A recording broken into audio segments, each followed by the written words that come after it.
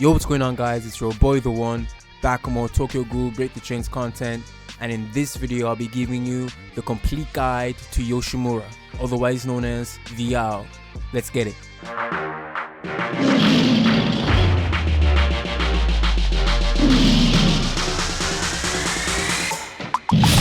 Welcome to the pinnacle of Gacha gaming on YouTube. Alright, so first things first, let's go over his skills. So what does he do?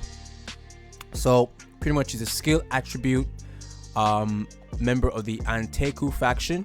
So right here you can see the other Anteku characters, and what he does is he deals damage to targets equal to 42% of max HP and applies flaming blood to all your characters, teammates included, over 2 turns.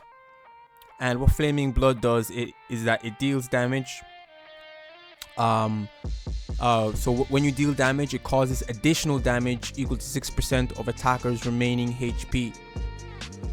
Okay, so based off of this, you're gonna want him to be a tank. He's gonna be a tanky DPS unit. Obviously with his damage output scaling to his max HP, and his flaming blood will also deal damage to your own units as well, as it says here. So you would want to pair him up with healers, a healer and potentially a tank as well. But we'll go over the team building and RC cells later. So this is his regular skill. So let's go over his passives real quick. So his first passive right here is max HP boost. And what this does is that increases your max HP by 5% and removes all debuffs in 3 turns when you use / level up skill or take damage. Max stack 6. Alright, so this is going to be increasing his max HP, which will therefore increase his damage output, and he can cleanse himself from debuffs when you use a level up skill or take damage. So this is really nice. So he's going to be consistently able to cleanse himself from debuffs. So off the top of my head, the units that debuff, Juzo, I know Juzo debuffs. I can't think of any units at the top of my head right now. But yeah, I know Juzo applies debuffs. So yeah, someone like him, he can cleanse that. And his second passive skill is called Reflex. Taking damage while in flaming blood causes you to retaliate the attacker for 30% of the damage taken. So once you've applied flaming blood, what that's going to do is when your opponent then attacks YOSHIMURA, right? When the enemy attacks YOSHIMURA, he's going to be able to counter. So YOSHIMURA has counters. So he's kind of who is he similar to? I'm trying to think, but it's not like Arima where he attacks whenever someone does a single target attack. It's whenever someone attacks him after he lands his flaming blood. Once he lands his debuff for flaming blood, if the enemy attacks him, he's gonna counter for 30% of the damage he's taken. So yeah, his whole kit is gonna revolve around him taking damage. So that's why, like I said earlier, you're gonna want him to be tanky with lots of HP. But yeah, so his next passive is weak reduction. So HP dropping by 35% empties weak bar. So obviously this is kind of a counter to Kaneki, in the sense that Kaneki inflicts weakness fast. So whenever he gets low HP, below 35%, it empties his weakness bar, so it makes it harder to apply weakness on him, which is really nice. And then his level 9 passive, Power Burst Enhancement. Gaining Power Burst grants flaming blood for 1 turn. So just by gaining that Power Burst, you're going to be able to apply your debuff. And then once, of course, if someone attacks you, you're going to be able to counter or once you attack, you'll be able to deal additional damage equal to 6% of your remaining HP. Alright. Okay, so next we'll look at his passives that he unlocks based off starring him up. So at 3 stars, he gains an additional passive called Weak. So applying Weak increases max HP by 10% for 2 turns, which is really nice. So he's going to be increasing his max HP. He's going to increase his damage output as well for 2 turns. So this is lovely, for especially for Yoshimura. And then at 6 stars, Active Elevation upgrades the damage of active skills to a mass damage. And what a mass is that damage dealt increases by 20% of your lost HP.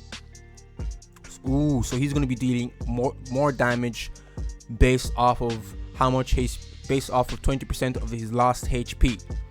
So getting him up to 6 stars is really nice, but getting him to 3 stars is also going to be recommended, as he does get that increase in max HP, increasing his damage output.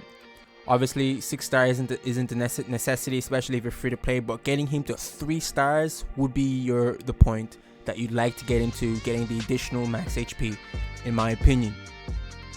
Alright, so we've gone over his passives and his star progression.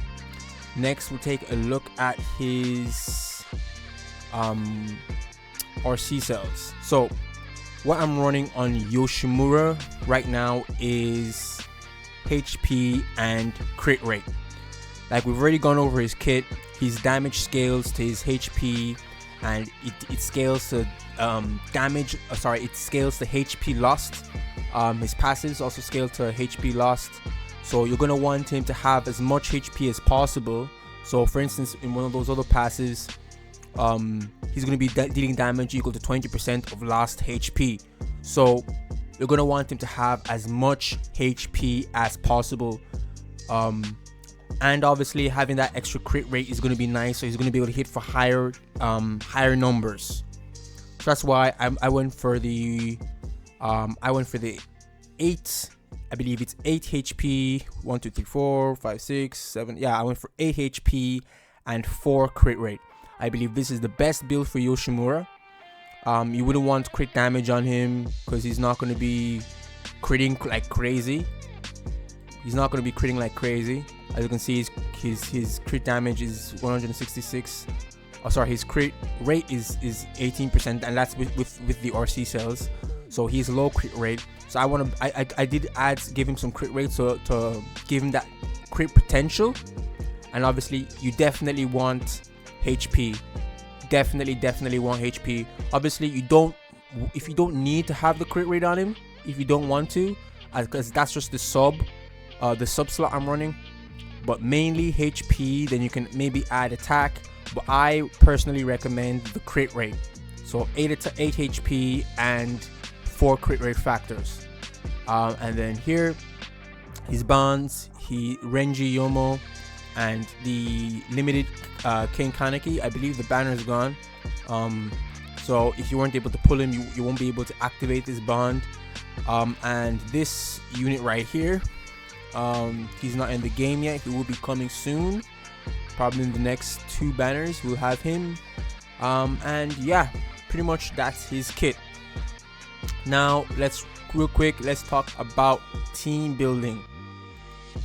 So what kind of teams would you want to run with Yoshimura? Alright, so we already know he does damage based off of his max HP. So what units increase HP? So that's the first thing. So obviously Uta, number 1. Uta will be able to skill up his cards, making him able to deal more damage. And we already know Uta's also able to increase your basic stats. So able to increase attack, HP, and defense. So this is why you're gonna especially want to run Uta with Yoshimura. Increasing that HP is gonna increase his damage output, and we already know the more damage, the more HP he has, the more damage he's gonna do. So obviously gaining him that extra HP when he gets or absorbs all that damage he's going to be able to do even more damage, as we've already gone over his passives. They scale to these damage lost. So he is, with Uta, is a really nice pairing. And another unit that increases HP is Hinami. Now let's real quick go into Hinami. For example, her first passive right here increases max HP by 5%.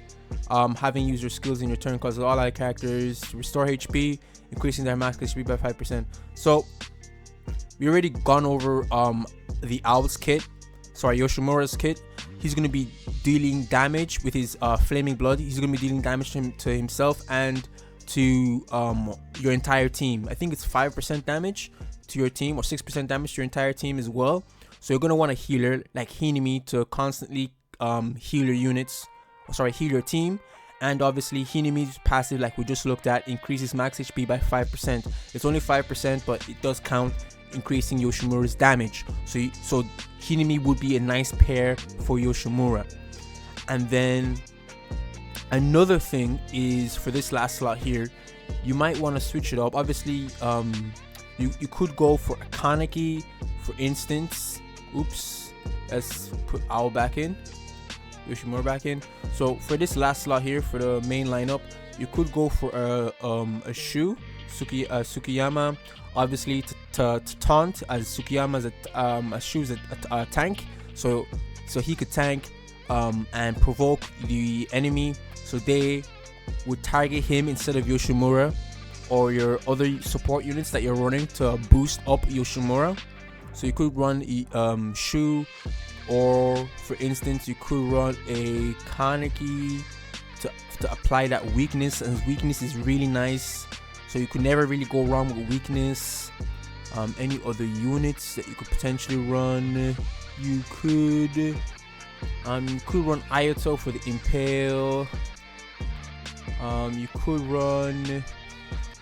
You could actually run Omori or Jason for the stun, because he can stun. So there's so many units that you could run potentially. Real quick, we'll just keep Kaneki in that slot. And then obviously for the last slot, I like to go for Renji. You could run him real quick. We'll just go over his passes real quick, so he can increase your attack from the back line. Increase your attack stats. He reduces the stats of your enemies, and yeah, so he's a really good support from the back line. And then obviously you could also run Toka, and what Toka does from the back line also is when the battle begins, she increases the damage taken by two enemies that you're facing by 10% for 2 turns. And obviously she can inflict vulnerable, so she can also debuff if she has to come in, increasing the damage taken. So you could go with a Yomo, you could go with a Toka, preferably. So yeah, those are just some of the teams that you could run with Yoshimura. So let me know if this video helped you out. Will you be running Yoshimura in your teams in PvP? Obviously there's a speed meta, and Yoshimura is a skill attribute unit, green type, so he could counter the meta if you build him up correctly and build a good team that supports him, that has good synergy with him. So hopefully this video helped you out. If it did, don't forget to leave a like, subscribe, join us to the Discord Lions Pride. I will be streaming tomorrow some Black Clover mobile content, so make sure to come out to that. But for now, take care and peace, guys.